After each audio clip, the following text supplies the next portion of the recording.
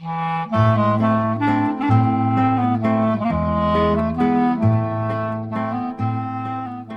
to Couples Therapy in 7 Words. I'm your co-host, Judy Alexander, and I'm here with my husband, Dr. Bruce Chalmer. Hello, Judy. Hello, viewers and listeners. Judy, tell folks, what is our topic for today? Our topic is, they're all idiots. How can I talk to them? Whoa! Whoa is right. Love that title. Yes. Well, we often get our topics either from things we've read or from questions that our viewers and listeners sent in. This one was kind of a combination of both because we did get this listener question. And I happen to have, well, both of us have read an article that was in last month's Reader's Digest. And before we get to that, let's put in our little plug for the website. Let's do our little bit of commercial You'll have to stay plug. tuned to You'll have find to, out. Little teaser first here. Right.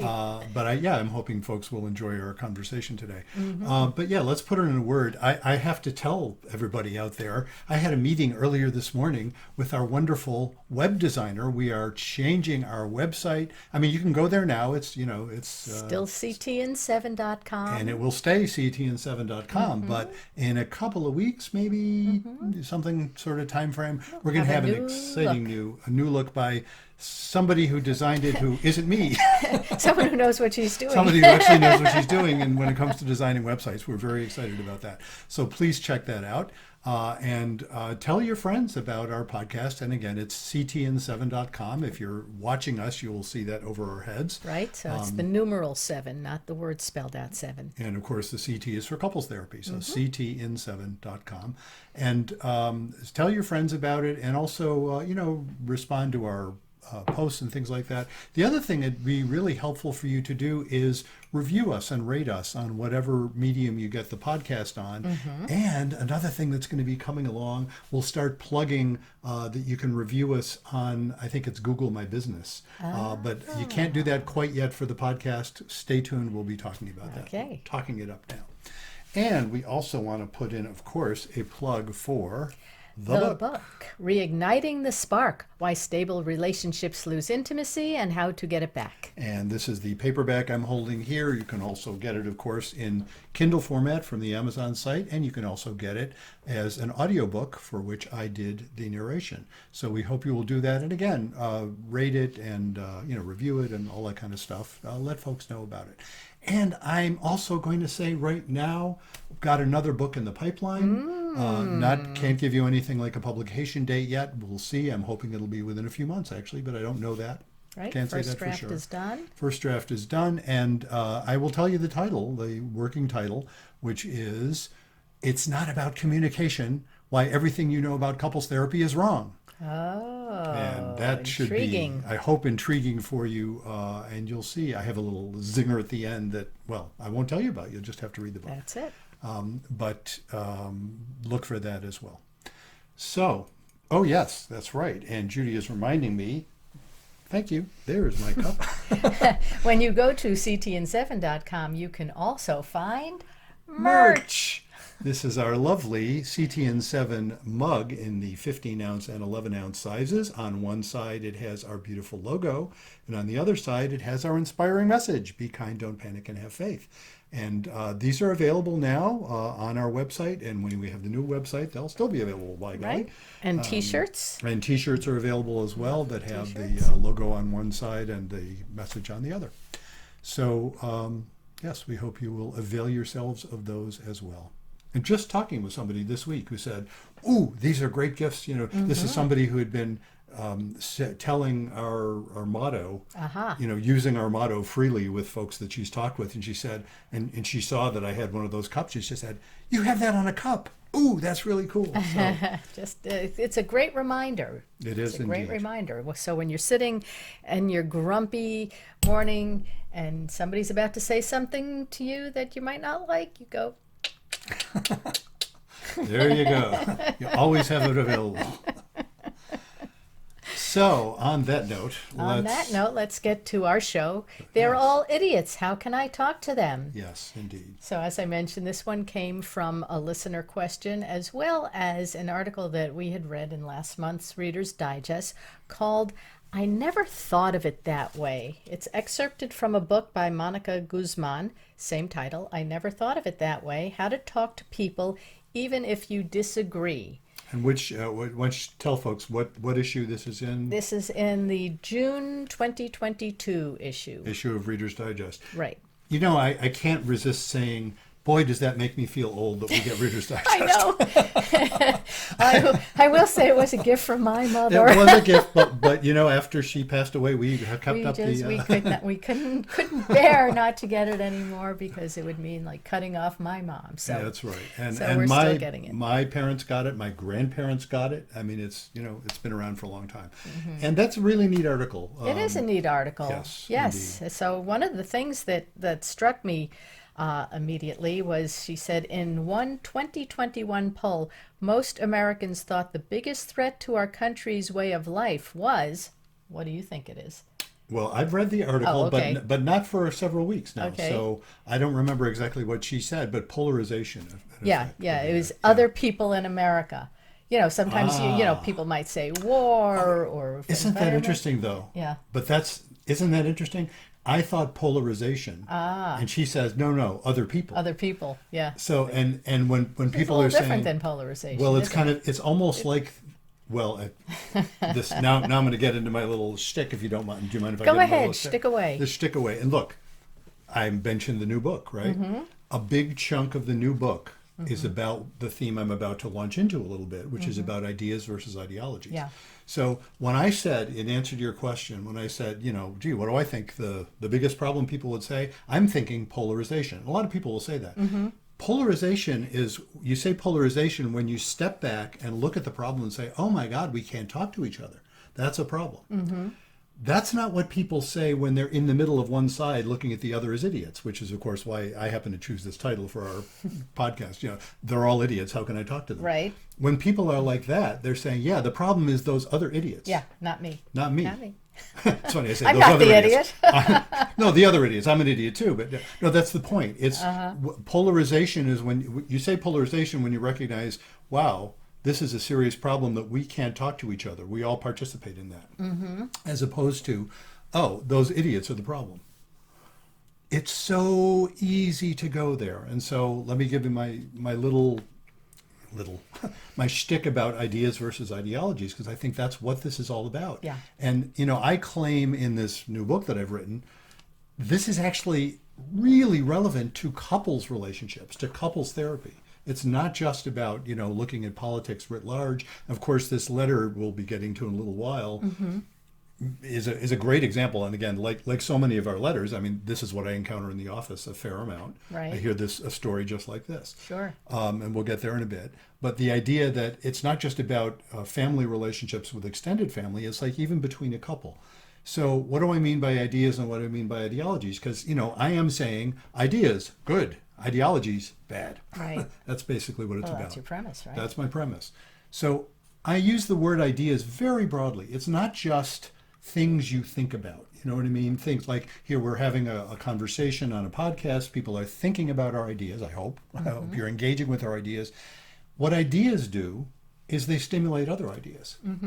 And if you're having a conversation with somebody and you're interested in the ideas, then you're necessarily open to what they're saying too, even if you don't agree. And look, I'm not saying ideas mean you don't have a point of view. Of course you do. And you might feel strongly about something.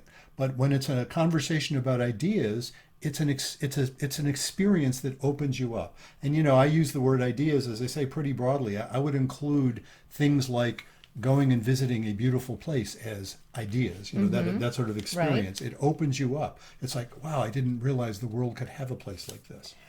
Or relating to somebody intimately. Yeah. In any of a variety of ways, including sexually. Any of those things can give you this sense of expansion. It's like, oh, I'm thinking thoughts and having experiences I wouldn't have had by myself. Yeah, that's one of the things that Monica Guzman mentions in the article is, people think, oh, more education is needed, more enlightenment. But she says, no, what you need is more questions. Yes. More questions. Exactly. Yeah, and that's the difference between seeing the problem as polarization and seeing the problem as the other side stupid. And ideology is basically when you're saying the other side's stupid. In other words, ideology, instead of opening you up, shuts you down. Yeah. So as soon as it becomes an ideology, as soon as it's like, uh-oh, I see the marker that you're on the other side, you know, you believe the opposite of the ones I believe. You're in the other tribe. As soon as that happens, nobody's listening anymore. And that's actually literally true. Nobody's listening. We have silos of news coverage now, so that the folks on one side never listen to Fox News and the folks on the other side never listen to MSNBC. Right. Or, you know, pick your own examples of that. Right. And they don't listen to each other. And what you end up with then is ideology. And this is my favorite little shtick in the book, you know. Ideologies take the ideas they started from and turn them into a caricature. And sometimes not just a funny caricature or at all a funny caricature, sometimes a horrifying caricature. And you know, the examples of this are not that hard to, unfortunately, not that hard to find.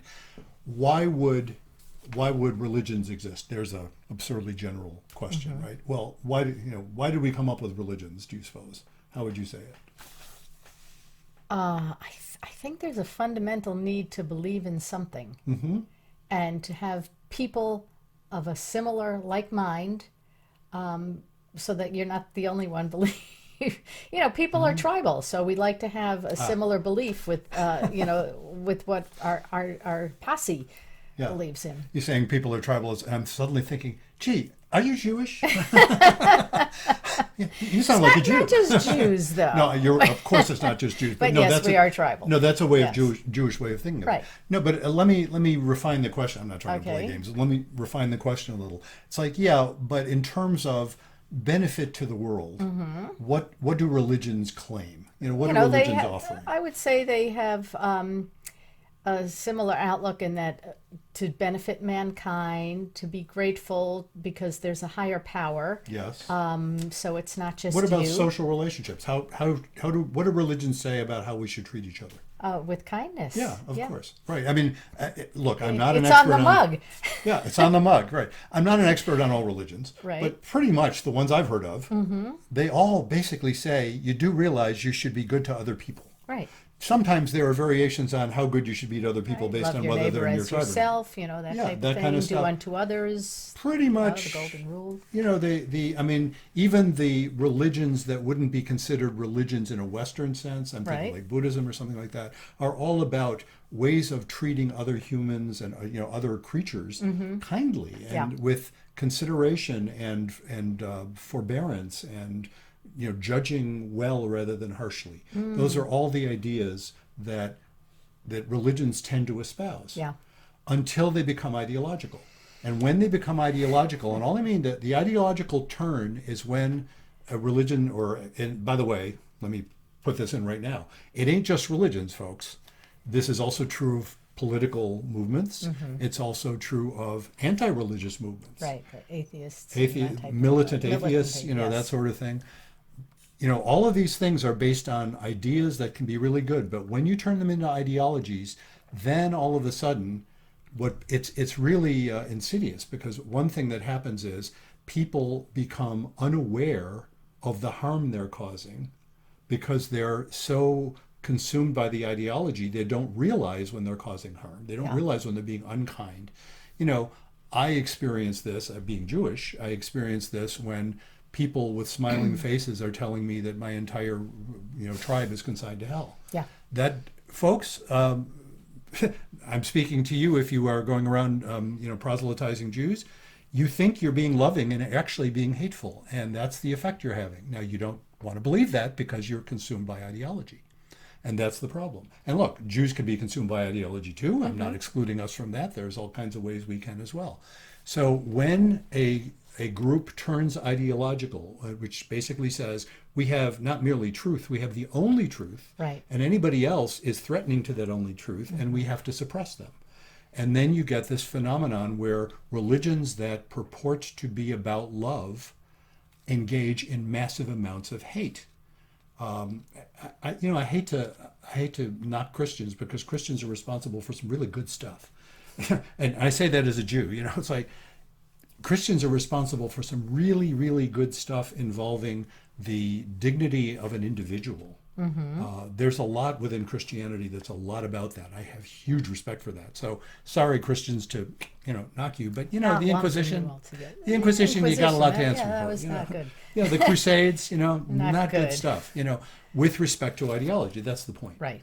And you can accuse, again, there are Jewish groups you can accuse that of. Certainly, there are Muslim groups you can accuse that of, and whatever. Yeah. There's all kinds of ways of being engaged deeply with particular ways of thinking that are nevertheless not ideological.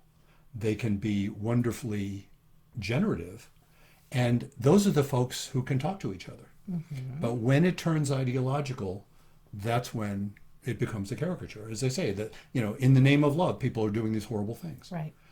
So that's the challenge here, and it's so interesting because she's saying, if you ask a bunch of Americans, they will say the problem is everybody else. That's right. Well, that's what ideology is all about. And one of the things that she talks about in the article is this organization that she's a part of called Braver Angels. It's a website, braverangels.org. I did go to the website to look at it. I guess it started up following the 2016 election when there was so much divisiveness. And what it's like grassroots organization. I guess these three men started it, and they got together 10 Trump supporters and 11 Hillary supporters and brought them together to have one-on-one conversations. And that's really what the group does, this Braver Angels, is brings people together to have one-on-one conversations so that they're finding commonality with each other rather than focusing on their differences. Yes, indeed. And it's so interesting when people are able to do that because it doesn't make the differences go away. Right. But you get to that moment. It's fun. Let me put this in a couple's context, actually. And I'm wrestling with myself. Do I get to say the word that I'm choosing to say? And you'll see what I mean by that moment. Okay. In a couple's context, this comes up, even if it isn't about political differences, although I do see that, especially in the last few years. But in a couple's context where people are so convinced that the other person just doesn't understand and means ill for them and can't figure out how someone they love could be so hurtful to them. Sure. And what I try and invite couples to get to, and sometimes it takes a little while to get there, is what I call the oh shit moment. And the oh shit moment, it's funny because you could use that term, oh shit. Just mean like just hit my thumb with a hammer, but that's not the one I'm referring to. You're the good one. This is what I'm claiming it's a good one, but it's not a comfortable one. The oh shit moment is when a couple has finally stopped bickering and stopped insisting that the other person not be who they are, and not insisting that they themselves not be who they are. It's this moment of acceptance, and it doesn't solve the problem at all, but it's where they're sitting there and you can almost see it. That's why I call it the oh shit moment. And you almost hear it. Somebody's thinking, oh shit, no wonder we're having this problem. It's like, oh, now I see. And it doesn't solve the problem. You see what I mean? It's not like, oh good, and the birds are singing and oh, we've resolved it and now we're happily ever after. Sometimes the oh shit moment leads to divorce. Sometimes it leads to a magnificent re-understanding of each other. I might even call it reigniting the spark if I were so inclined. But it's a realization that when you didn't see something before and it suddenly clicks in. Yeah, and what you see is this sense of, oh my God, no wonder you're feeling the way you're feeling, and no wonder I'm feeling the way I'm feeling, and that's why we're having this problem. And when you can that's a moment of anxiety. I preach the idea that intimacy, the chief skill of intimacy, is to be able to tolerate the anxiety. Oh, you must have read my book. Yes. Sorry, I didn't mean to put you on the spot there. No. I've read your book. You've read my book.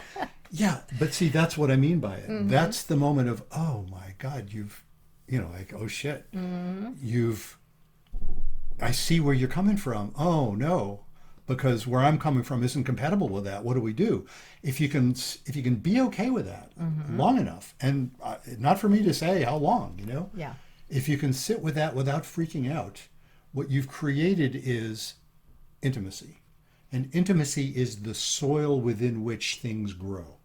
That's when people are able to transcend the difference. They won't necessarily make it go away, but they can say, oh, oh, I get it. Yeah. And then I start remembering, well, of course you're different from me. I like that part. Yeah. I like the ways you're different from me. This is just one of those ways, isn't it? And it's lovely, and we can feel good. And then I Well, soften see, up. you say that, but there are some people that say, no, no, no, I want you to be like me, and you're not Oh, like right, me. yeah. And that's Well, why it doesn't work. It is. But what I mean by the oh shit moment is this. It's again. Yeah. It sometimes results in saying, oh, no wonder. Oh, we're going to have to split up. Mm-hmm. But it isn't hateful at that point. Yeah. It's sad, it's painful, it's full of anxiety, but it isn't necessarily. They stop bickering at that moment. Right. It's another term I use for this, a more G-rated term, is get to the right argument. Yeah. It's when you get to the right argument, it's like, oh shit, now I see what the problem is. And I wish it weren't, but this is what the problem is. I see this with couples all the time. It's so tempting for really good reason to avoid the right argument. I'd rather have it be about whatever it is that I'm annoyed by, that I think if you would just change that, or even if I was just change that, it'd be okay. Right. I'd rather have it be that than to discover, oh, we have totally different views of what this marriage should be. Right. Or, Right. I mean, the classic examples of that, it's like, oh my God, I'm straight and you're gay and we're opposite sex. It's not going to work. Yeah. I mean, to come to that is like an oh shit moment. Right. You stop fighting about it. It's like, oh shit. But sometimes the happier times are when people can say, oh, wait a minute. I see where you're coming from here. I'm not there. I have different experiences, but that's fine. I don't mind that you feel that way. In fact, it kind of enriches us that you do. And then that I do, because now we were both gaining some insight, and it feels good and maybe even a little sexy. Do you know what I mean? That's like vive la différence, right? Oui. When that's okay, Right. but often it isn't. And what's happened in our country, for those of you around the world, we're of course in the U.S., and what's happened here since 2016, especially. I've seen this in the office so much since 2016. Yeah. It's become not merely, oh, isn't that interesting, the differences. It's become, this is a grudge match. Yeah. This is Yeah. I mean, people are really feeling very passionate about their side. Yeah. And, Yeah. I've heard people say, I can't, well, this is particularly true with respect to Trump, Right. And it's generally been women saying this, not always, not at all always, but if you can still vote for him knowing what you know, I don't know how I can feel safe with you. Yeah. And that's you could say that's unfair because the guy isn't a rapist or a serial abuser or whatever. I'm not talking about Trump. I'm talking about the husband. Oh. Oh, Trump? No. Hey, folks, you won't be surprised where we are and it's not like we are neutral in the in the war, so to speak. But I will say, and I've said this, you may remember me saying this from 2015 on, I have great sympathy for a lot of Trump supporters. I know you've been saying this. Yeah, and not because I like anything about Trump, which I don't actually, but because the ways that folks on the left have characterized folks on the right for decades, it leaves me feeling a little bit like I'm not sure I want to be associated with them, and them is us. Right. So it is not surprising to me that folks stop hearing each other when it becomes ideological. And the right, by no means, and it's funny, we're saying this from the Democratic side, the Republicans do not in any way have a lock on ideology. There's plenty of Democrats who are ideological as well, and it doesn't help. Well, I know liberals drive me crazy too. So Yeah. Well, there you go. So, it's what this reminds me of. Maybe this is slightly off the wall, but I'm remembering. Anti-Semitism is horrible, right? I mean, just in general. I'm not going to say anything good about anti-Semitism, but there was a kind of anti-Semitism, I think, and I invite viewers, listeners, correct me if I'm off on this. I didn't research this. I just thought of this now for the first time in years. There's a kind of anti-Semitism that I think H.L. Mencken represented, where he kind of hated everybody, and that included Jews. But it wasn't just us. He kind of hated everybody. So it wasn't as virulent to be, characterized as sort of bad by somebody who characterized pretty much everybody as bad. It wasn't nice. It wasn't good. Yeah. But it wasn't like it is now. No, he wasn't going around shooting up synagogues and Jewish community centers. Or even encouraging people Right. to do that. He would not do that. You know, he would. I mean, it wouldn't have been about that. He was just a curmudgeon. Yeah. And there's a way of being curmudgeonly, and see, that's part of the part of why I groan about some of the level of political correctness that gets asserted, is because you don't get to be curmudgeonly anymore, and there's something useful about curmudgeonliness. Yeah. So anyway, Good time to read our letter? good time to read our letter. Let's go for Okay, it. so we have a letter this week. Emmy writes, Dear Bruce and Judy, I'm a 28-year-old woman, married for 2 years to Zach, 34 years old. He has a large extended family that gets together each year at a lake house over the Labor Day weekend. Both Zach and I are pretty liberal when it comes to politics. We live in Vermont, yay, are big Bernie supporters, and voted for Hillary and Biden. Zach's family is conservative, to put it mildly. His dad is constantly referring to us as libtards. That's still around, that term? That was an old Rush Limbaugh term. That is an old Yeah. Well, that doesn't mean people have stopped No, using I know. it. Yeah. Okay. Apparently Anyway. it is, right? His dad is constantly referring to us as libtards and makes disparaging comments about Democratic candidates at every opportunity. I try to stay away from politics when I'm around him and his brothers, but one of them is always making comments such as, What's Joe the Schmo done for the country lately?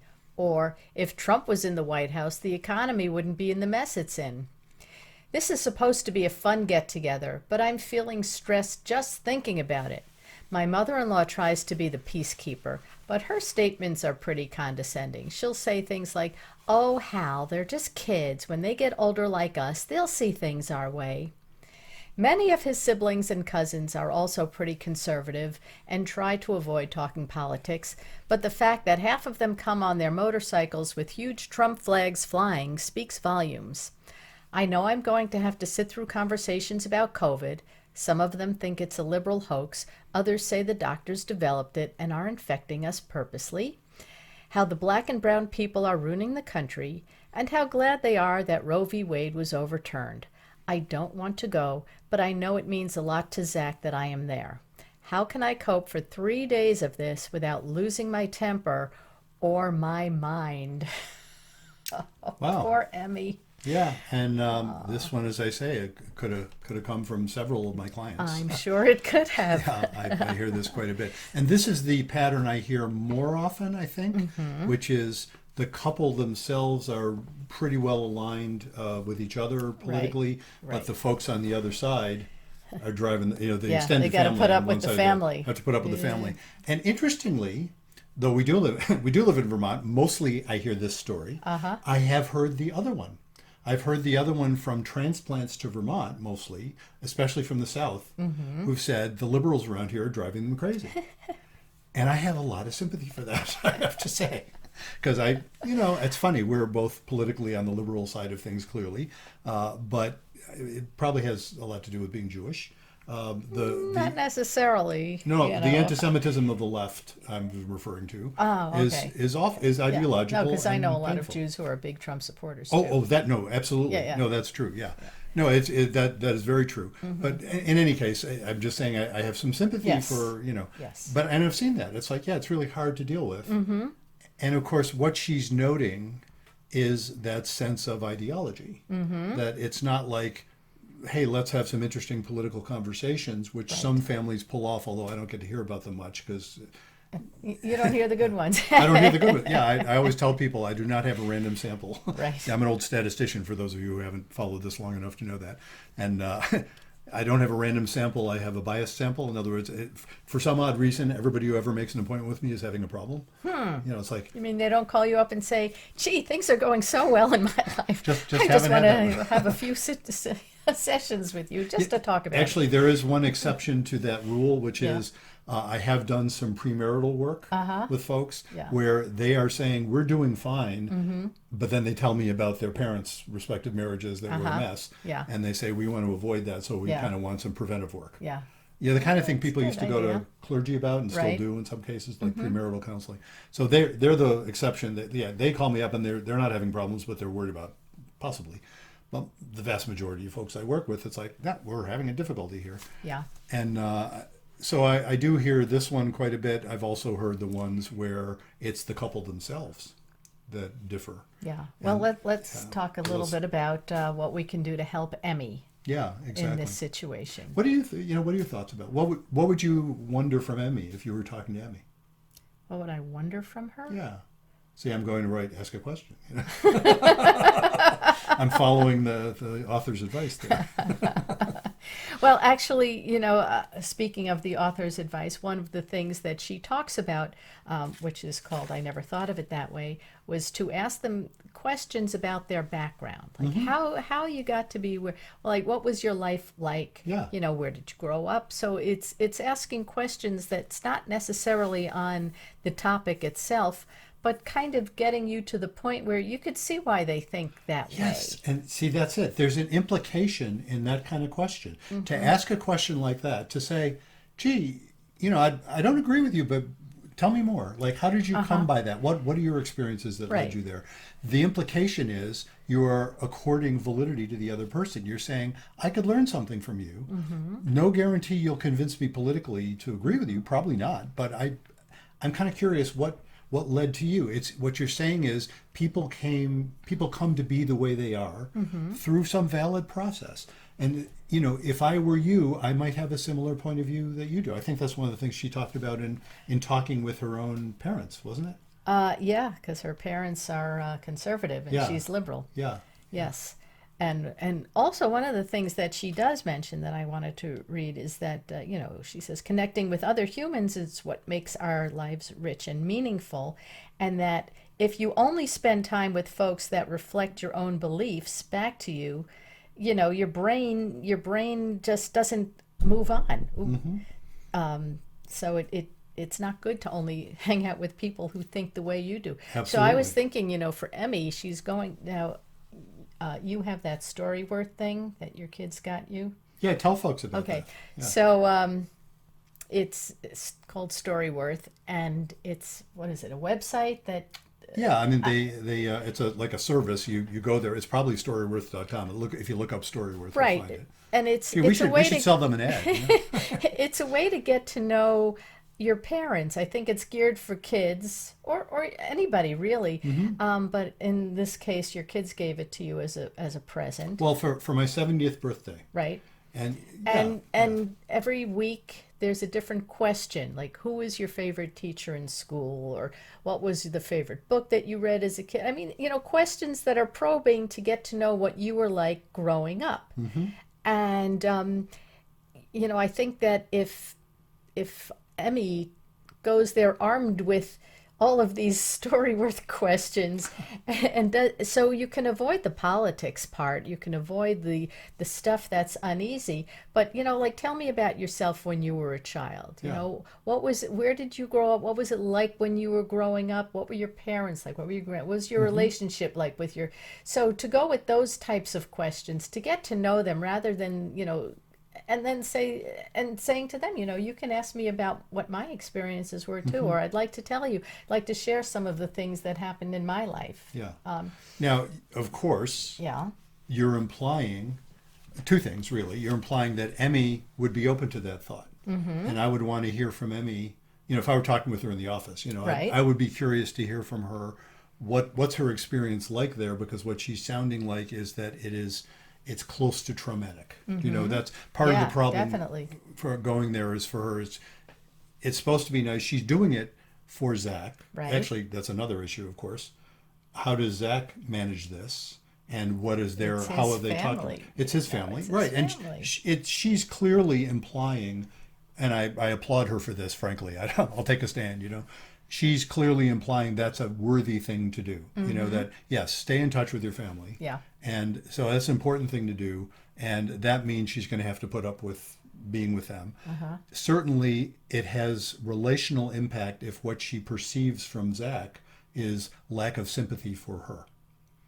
That can be really hard. And I've heard lots of couples where what comes up is the Emmy in the story is basically saying that the Zach in the story isn't supporting her. And Yeah, just sort it of doesn't say. abandons her, Yeah. and she didn't say that, Right. which is good. But I want to raise that because that often comes up. So Emmy would have to be open to it. And I will also say, now here's a unfair speculation in the sense of I don't have enough information to speculate this about those folks, but I will go ahead anyway. Hale, I guess, is her father-in-law's name, right? Right. I would have a hard time imagining him immediately latching onto those questions in an open-hearted way and then wondering about her. I could be wrong about that. I hope I would be. But there are folks who just delight in being mean to other people. And that there's an element there where to call someone names like libtard, for example, which is a particularly nasty name, to call, rather like idiots, which is what Right, folks like on the you left walk tend to in the door, here come the libtards. You're not going to be really predisposed to wanting to have a conversation with this guy. And again, that works. Usually, you don't hear that same kind of word coming from the left. It's more like idiots. People will just write off people as idiots. Right. And so that tends not to be a great invitation to that. But I was imagining maybe the mother-in-law, would be more open to that. I've suggested that sort of thing for years, well outside of the political realm.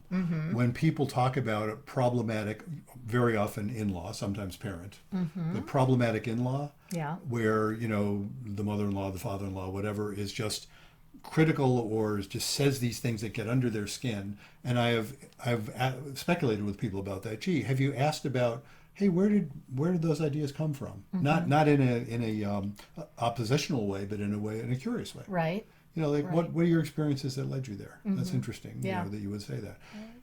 If you can pull that off, it's great. That's the kind of thing I do in the office. Because it's a professional relationship, and so I'm not threatened by people's, that's how I can have sympathy for folks who espouse views that in a different context would get me upset.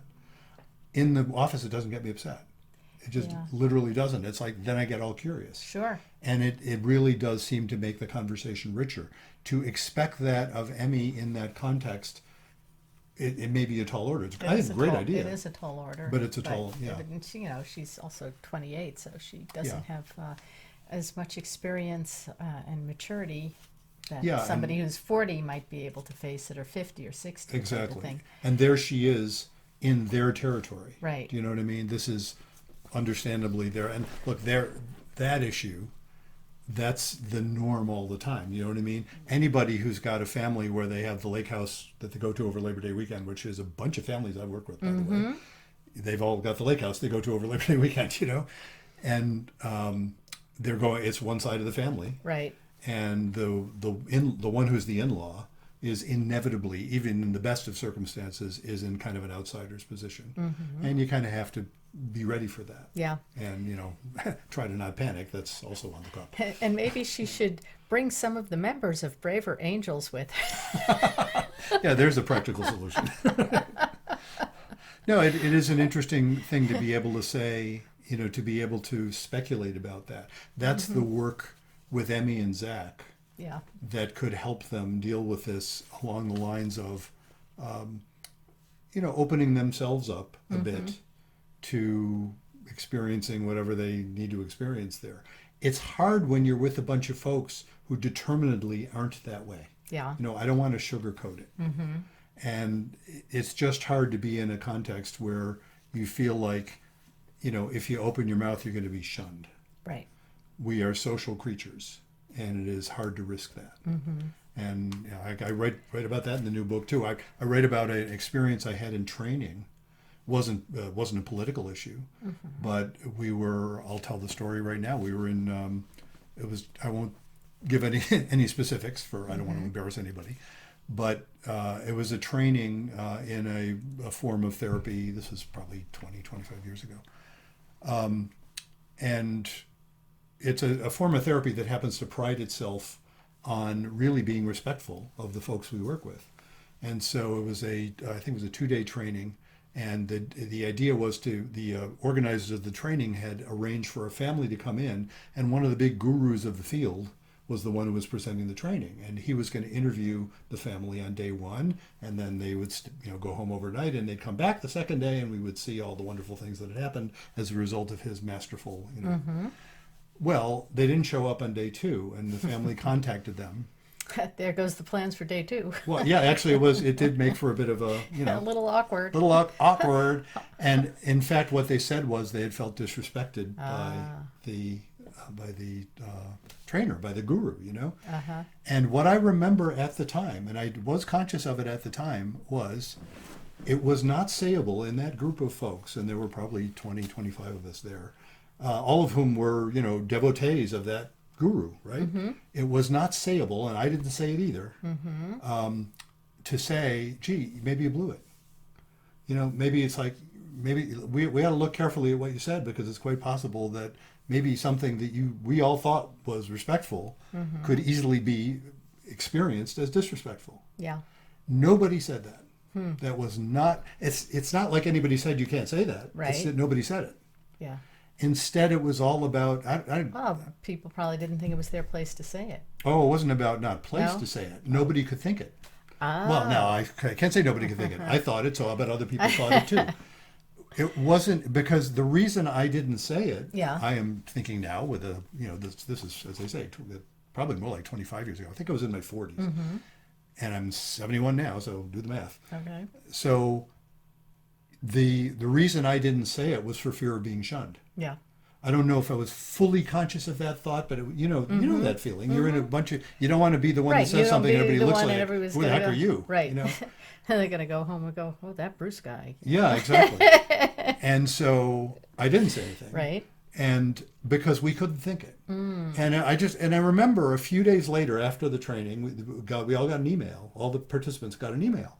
It was a bit of a follow-up. And the follow-up still didn't say, they said something about, well, gee, that was unexpected or whatever they said.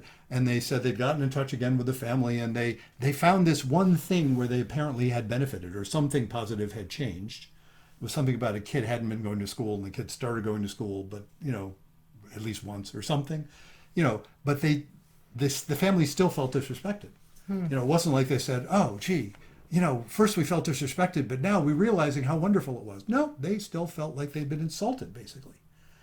And it was, it was an eye-opener for me. So I'll tell the follow-up story now. Okay. Which was 20 years later, because I was in my 60s. This wasn't that long ago. It was about 5-6 years ago now. And I was at a training, totally different style. This one I don't mind saying what the style was, because I don't mind poking fun at them a little bit. It's a style I've learned a lot from. It's called Bowen Family Systems. And Bowen is, he's long since deceased, but he was the founder. Murray Bowen founded this. And, when I talk about stuff like tolerating anxiety, Yeah. I owe a lot of that to Bowenian thinking. I'm not super trained in it, but there's a lot of the Bowenian ideas I like. So there's my credential for saying what I'm about to say, right?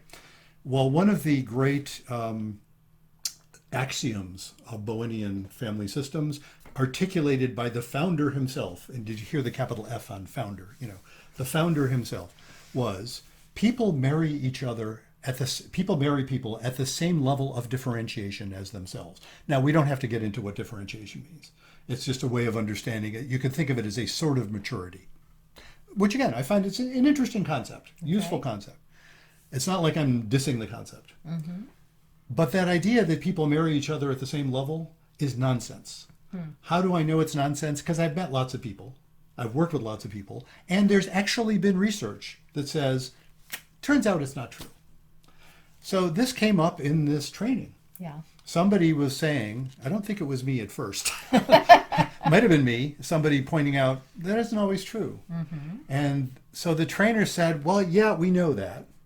But really, there's actually different types of differentiation. Right. Yeah. And if you look at the different types of differentiation, it turns out we're pretty sure that they still are, baloney. And I was in my 60s, not my 40s. So I raised my hand. Yeah. And I said, folks, I can be an arrogant son of a gun, can't I? Folks, if you have a theory and you tweak it enough to make it fit the data, Right. you'll explain anything. Right. And in fact, what I did for my PhD dissertation in 1982 involved showing that. I actually took a bunch of random numbers and showed how using a very commonly used statistical technique could elicit apparent meaning from those random numbers, even though they were random numbers. There was no actual meaning there. You could easily convince yourself you had something meaningful. Yeah, yeah, yeah. Moving right along. So the point being that they were ideological. Yeah. There was an ideological understanding. When folks are in the grip of ideology, they will not see what they're doing. Right. And that's really, what Emmy is up against there in some way. Right. So, I mean, if there are other ways that Emmy can find to occupy her time, like, put up the badminton net, stay outside, play with the kids, go in the lake, do a little stand-up paddleboarding, kayaking, whatever it is, and then limit the amount of time that you're with some of these folks that you don't get, but do try to have other conversations that don't involve politics, and find commonality. After all, their son came from them. So exactly, and they can't be all bad. There's a related concept to that idea of make the best of it, which is I always tell people one thing you can do here is expect it to suck. Yeah. Because set your expectations. Well, I sometimes Well, it sounds like they're pretty low as they already are low. Yeah, set your expectations delightfully low. I like to say delightfully low, because if you set your expectations delightfully low, it's like it's going to be uncomfortable. Don't let it kill you. It's like yep, that's what you're going to get. It's not the end of the world. Go, it's 3 days, have a little fun if you can. If you come out of that feeling like, well, that wasn't as bad as I thought, well, then you won't feel so bad. Yep. So there's always that. Stick in the earbuds, take a walk. Yeah, be kind. There was a radio psychologist I may have quoted before, Joy Brown. She passed away a number of years ago. She used to say, be cheerful and stupid. There you go. Be cheerful and stupid. Yeah, and the stupid part is like just don't know about the conflict. And the cheerful part is be cheerful. Just try not to let it get to you. But try not to let it get to you. Try to change the subject. Try to avoid the situation that's going to put you in that situation. And don't engage when they want to argue with you. Yeah. Find other ways either to talk about it and say, I'd like to have a conversation, but let's have a conversation. I don't want to do any name calling. I don't want to. If you're interested in hearing my side, I'm happy to hear your side if you're interested in hearing what I have to say. But, if you're just going to insult me, then we'll have a different conversation. Yeah. And she's got to be able to stand up and say that. She does, and that's tricky when you're talking to someone. Without panicking. If you're talking to someone who's playing a different game. Right, I know. But if his idea is he wants to get a rise out of her, yeah, exactly. Yeah. The kind don't panic and have fun. Well, Emmy, we hope that's helpful. Good luck. It's not Labor Day yet. We're recording this in July. You have a chance to really, be chill and enjoy, and I hope you have a great rest of the summer before you get to Labor Day, and I hope it doesn't suck too bad. And just remember, I never thought of it that way. Yes, exactly. As Great I said, I phrase. haven't read the book, but there is a book. She does have a book. This is from an excerpt from the book, so you might want to read that. On. Maybe we can. Yeah, maybe we can. See if we can get that author on our show. And as we've sometimes said before, hey, I'm sorry, Monica Guzman. Monica Guzman, if you're out there, have your people call our people. Which is to say, us. We're our Absolutely. people. Yep.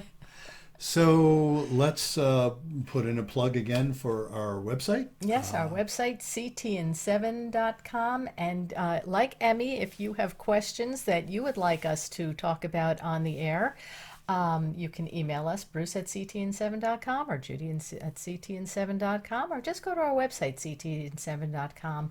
And while you're there, you can also sign up. If you would like to be on our show, you can sign up to be on our podcast. As numbers of people have, and they've been fun. We've had lots of great interviews. Yeah, we've got some more. Got some more coming up. Some more in the pipeline already. Yes. So, please do that.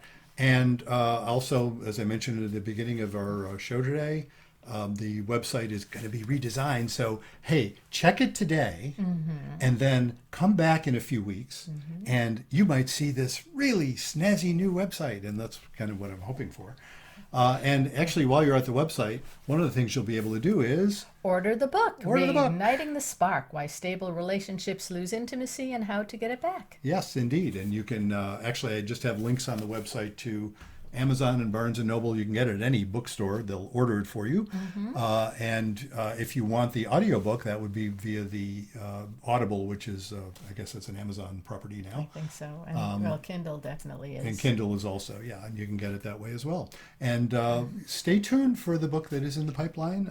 It'll be coming out. I'm still touting the title of it. It's not about communication. Why everything you know about couples therapy is wrong. And you can watch for that in a while, but we'll keep telling you about it as it progresses. Great. And so, until next time, Remember, be kind don't panic. and have faith.